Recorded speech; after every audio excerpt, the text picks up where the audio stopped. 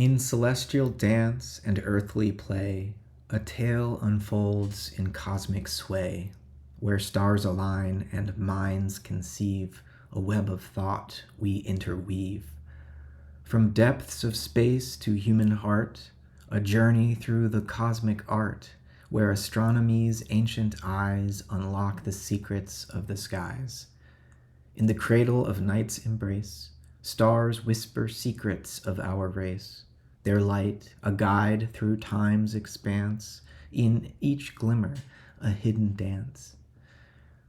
Through Goethe's lens, we see the bond of skull and star in the beyond, a metamorphosis of thought in cosmic fire our minds are wrought. Mathematics' cold, precise hand measures the sky, the sea, the land, yet fails to grasp the soul's warm flame or the heart's unspoken name. Embryology's tender thread weaves life's mystery, soft and red. In the womb's quiet, sacred halls echoes the universe's calls. Human nature, in its plight, strives for knowledge, depth, and light. In every leaf, a universe. In every verse, the cosmos' nurse. The stars above, the earth below, in their dance life's rhythms flow. As above, so is within. In every end, we just begin. Through epochs of thought, we roam, from ancient skies to modern home, our minds a bridge, our hearts a door, to worlds unseen and lore of yore. In this dance of star and soul, we find our part, we play our role. In Goethe's words, the truth we find, a cosmic garden vast and kind. So let us gaze at night's deep sea, and in its stars our own selves see. For in the heavens' grand display lies the tale of night and day. In every star a story told, in every heart a dream to hold. The cosmos vast, a garden fair, in every breath life's sacred prayer. So while admittedly there were a few corny lines in there and silly rhymes, not bad, right? That was written by ChatGPT. I had given it a text from my handwritten notes turned into text by AI, and asked it to summarize my notes, and then I asked it to write a poem in the style of Goethe's Metamorphosis of Plants, based on the notes and the summary that I had given it, on the summary that it had made, and that's what it came up with. So I don't know, some people really exaggerate the capabilities of AI, other people really are quite dismissive and refuse to even engage or accept the way that this new technology is infiltrating human life and becoming an inescapable part of human cognition and ideation. And that is a scary shift which is occurring. But I also think there's an inevitability to it, and we have to lean in here. So, the notes I fed into ChatGPT and used to prompt it to create that poem in the style of Goethe. These were notes from a book of Steiner's, of his lectures, called Interdisciplinary Astronomy, or sometimes the Astronomy course, and he explains this new Goethean approach to the study of the heavens, and really in the course of 18 lectures he's trying to build up to a revelation of sorts, a scientific revelation of the true movement of the Earth through the heavens in relationship to the other spheres sun, moon, and other planets. And by the end, he's describing this lemniscatory, twisting, screw-like movement whereby the sun travels through cosmic space with the Earth following behind it in the hollowed out etheric space that the sun leaves behind it.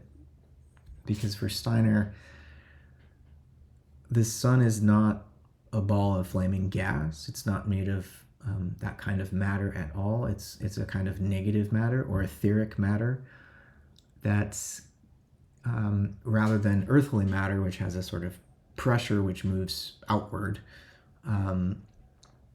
Steiner says on the sun there are suctional forces. The sun itself is a gathering or a concrescence of suctional forces, and that this is what we call gravity, the effect of the sun's suctional activity, this negative or etheric matter, is what keeps the planets lemniscating, not around the sun, but with the sun, after the sun, you could say.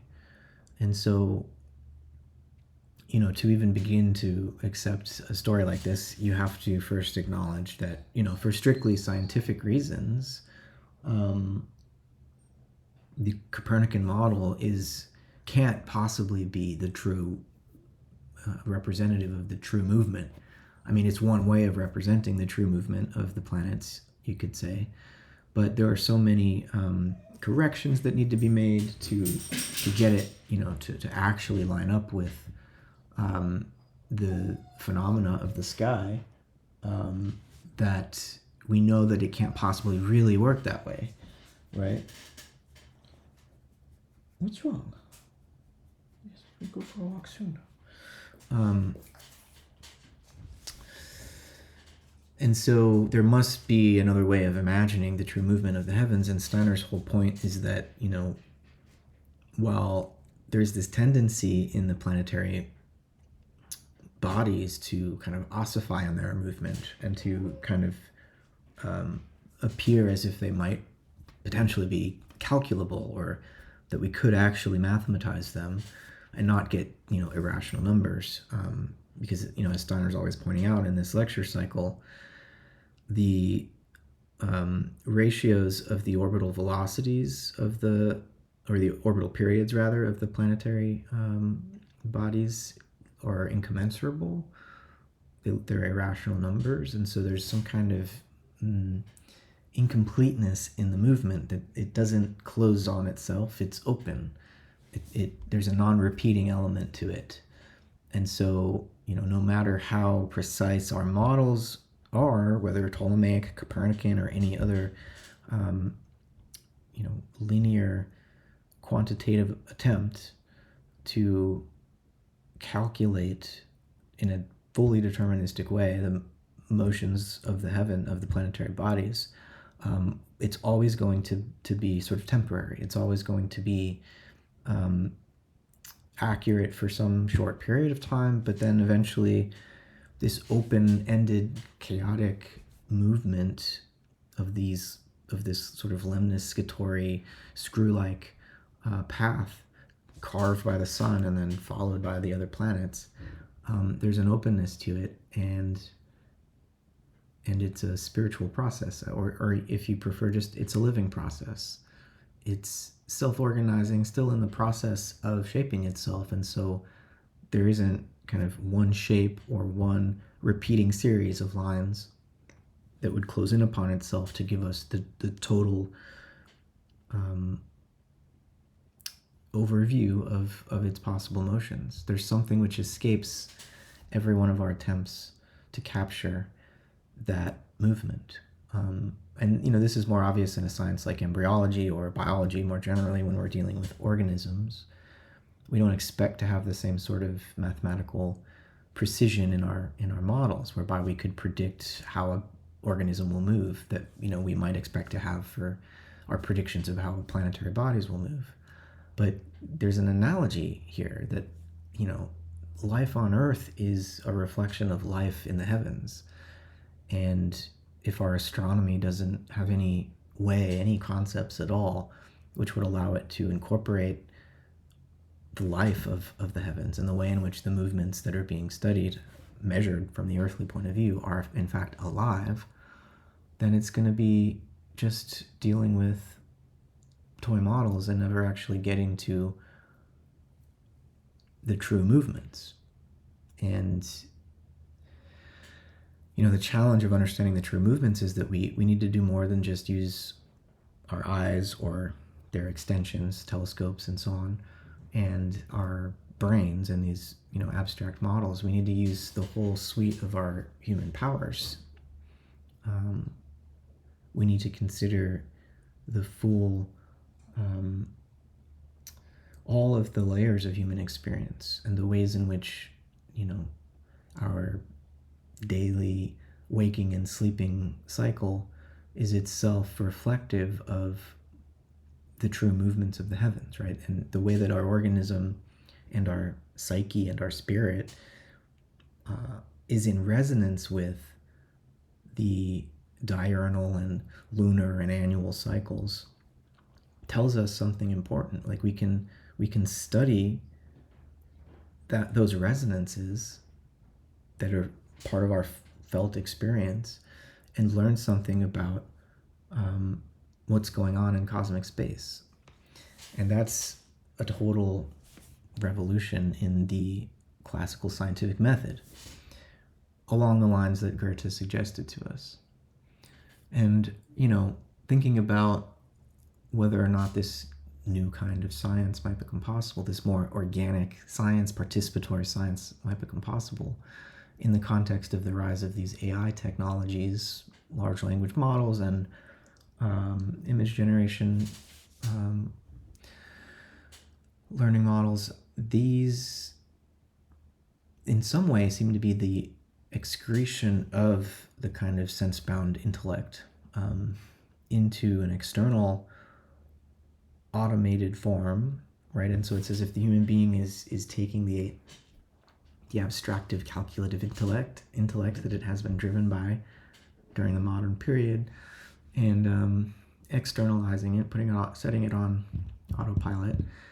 And that leaves me wondering what's left, right? We're amputating something, putting it in the server farms and letting it run things autonomously, and then we become what after that? If we're no longer possessed by it, but we can become repossessed by what we've externalized. That's probably not a good scenario. But the alternative, more positive scenario might be that this frees up our capacity for imaginative cognition and for inspiration, for intuition, which for Steiner are these sort of higher organs of perception that we would need to be cultivating in order to understand something like the true movement of the Earth, Sun, and Moon and other stars and planets. To understand that as if the human being were really part of the world instead of some kind of outside transcendental onlooker. If the human being were really in the world, part of what it is observing, an expression of the very nature it is attempting to know, then we're going to need to consider the subtler textures of our experience and not just, our visual sense and its extensions, again, through telescopes and so on.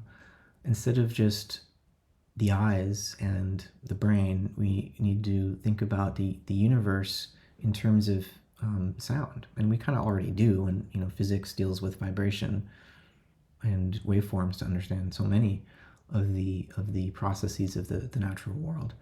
But to really consider what that means, to consider sound as a creative process and not just imagine everything in terms of the surfaces of material bodies that our eyes want to convince us is all that's real. But then not just the ears, but like smell and taste and touch in particular, as a sense, tells us something significant about what matter is and what mass is and what pressure is and what suction is. Our whole idea of force can only be really given content and meaning if we analogize it to our sense of feeling, right? And then all the organ systems are in some way in resonance with a rhythm in the environment, and what our organism has been doing in the course of evolution is internalizing those rhythms, coming into resonance with the rhythms of the environment. And by studying our own rhythms, we can learn something about the rhythms of nature, of the earth, and of the wider cosmos. So just throwing out some possible avenues for advancing the evolution of human consciousness. Happy solstice, Merry Christmas.